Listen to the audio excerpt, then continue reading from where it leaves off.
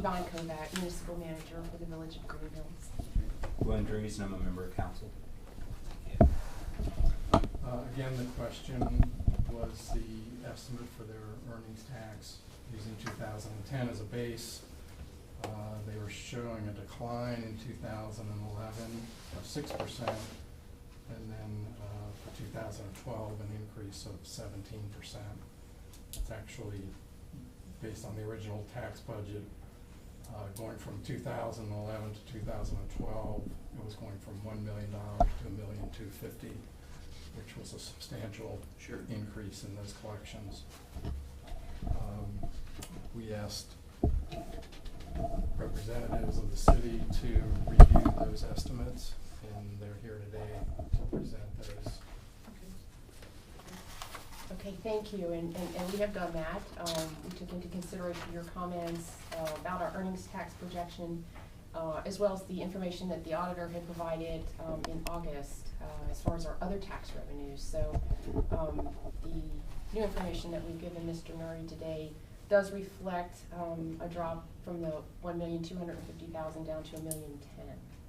Excuse me, $1,100,000.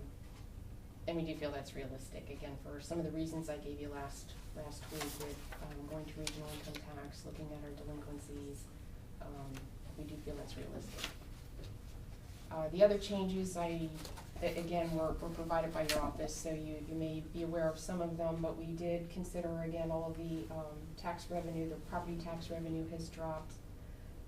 We took out the local government fund figures, anything for cigarette tax, the public utility, and the homestead rollback, we dropped that as well.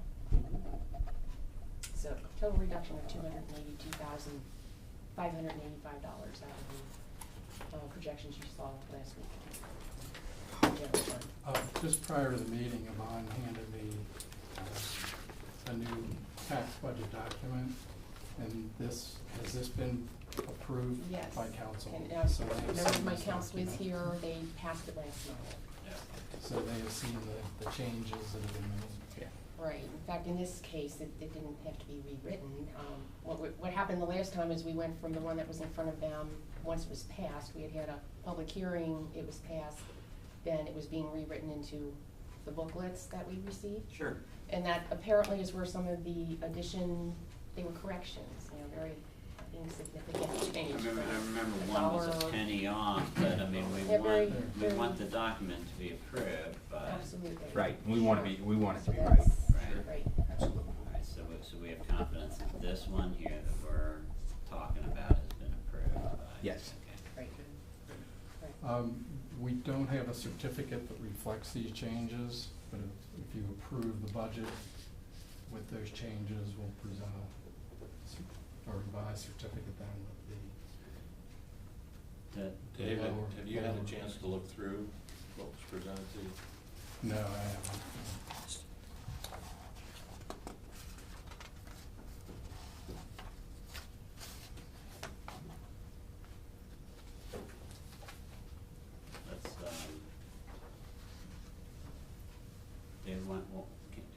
Can you work on that for a bit now, and we can let other people, if anyone else wants to be heard on this, we can give them a few minutes.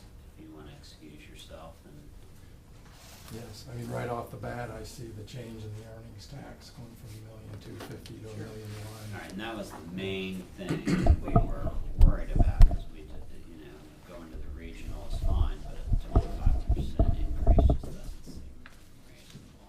There seems to be a problem with some people in the community who assume that we are some kind of an investigative body and have many more powers than we do. Basically, our job is to certify revenue. We don't have the power to investigate. We've received, as you are aware, allegations of fraud and illegal acts and everything else, which is not our purview. We're not going to be a part of a local election campaign, number one, and our mission, and you can correct me if I'm wrong, Roger, is very narrow under Ohio law. And I have suggested to some of these folks before, apparently they didn't get the message, that if they think there's something illegal going on, they can go to the prosecutor, or they can go to the state auditor and request a special audit. But we don't have the authority to come out there with a microscope. We certify revenue for you guys to do the job, and it's your authority, not ours. We can't tell you what to do. We can't micromanage your community. And I don't know if this is gonna get through to some of the people who have been literally beating on us with this kind of stuff, but I would hope that it would, and appreciate you guys cooperating and coming down here and presenting information to us. Well, we appreciate you allowing us to do so. Thanks, Rob. Yeah, sure. You know, we're open here, and so you have presented some information. You've had a council meeting which has adopted it. Does anybody want to say anything about this? Yep, come on up. It's a big seat to fill, Mr. Nuri's seat I there, know, but it's still warm, I'm honored. that's right. My name is Pat Anduan, and I have been a citizen. I've been property in Greenhills since 1976. We had a proud tradition of operating a very good town for many, many years. Unfortunately, in the last decade or so, there's been some real question about public documents and how money's being spent. I won't bother you. I've highlighted some of these, and I gave a copy to Mr. Nuri where some of the questions were written out. And you could see just from Ms. Kovac's comment that that is a dramatic change of $282,000. I mean, that's not just a penny off or a dollar off.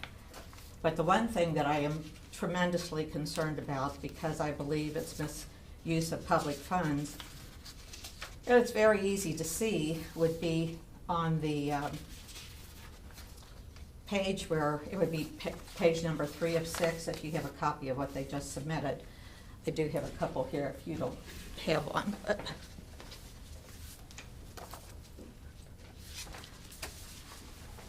And we have 2 copies.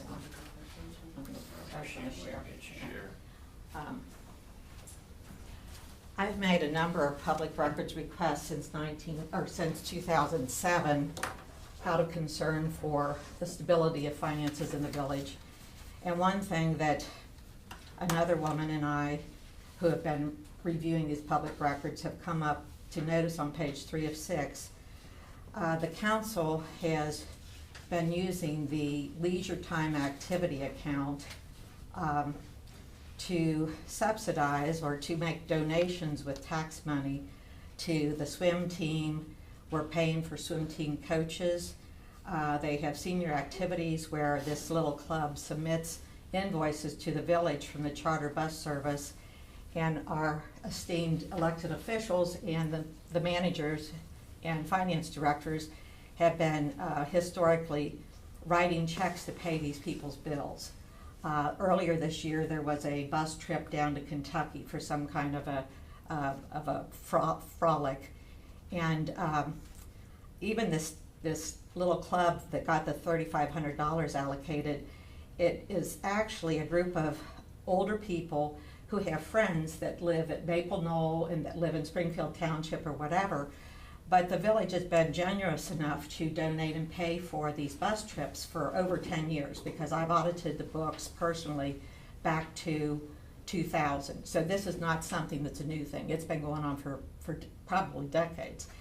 The other thing is that with the swim team paying for their coaches and paying for extra time for the pool to be open and for many of the expenses involved with their big championship that they have today, we are always seeing that this swimming pool operates at a loss, which is a drain on taxpayers like me who do not belong to the swim club, and so they're running this little recreation spot just for the accommodation of certain people, plus paying for coaches.